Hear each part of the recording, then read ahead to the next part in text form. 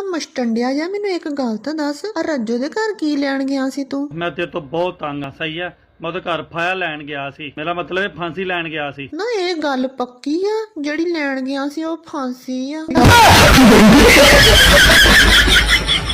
ਤੈਨੂੰ ਪਤਾ ਨਾ ਰੋਜ਼ੇ ਆ? ਪਤਾ ਹੈ। ਅੱਜ ਮੈਂ ਆਣਾ ਤੁਹਾਡੇ ਘਰ। ਕੀ ਕਰਨਾ? ਰੋਜ਼ਾ ਖੋਲਣਾ। ਅਸੀਂ ਤਾਂ ਮਸਜਿਦ ਆ ਕੇ ਖੋਲਦੇ ਆ।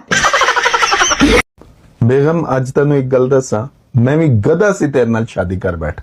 और मियाँ जी मैनू पता सी मैं क्या शादी तो बाद शायद इंसान बन जाए। बात सुनो आप बहुत प्यारी हो शादी करोगी मुझसे? आप बिजनेस क्या करते हैं? कोई एक हो तो बताओ ना। कोई एक ही बता दे। वही तो कह रहा हूँ कोई एक हो तो बताऊं।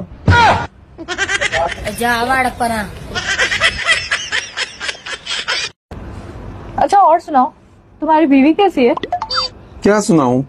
पहले वो मेरी गर्लफ्रेंड थी मैं बोलता तो वो सुनती थी फिर वो मेरी मंगेतर बन गई वो बोलती मैं सुनता था जब से वो मेरी बीवी बनी है हम दोनों बोलते हैं पूरा मोहल्ला सुनता है।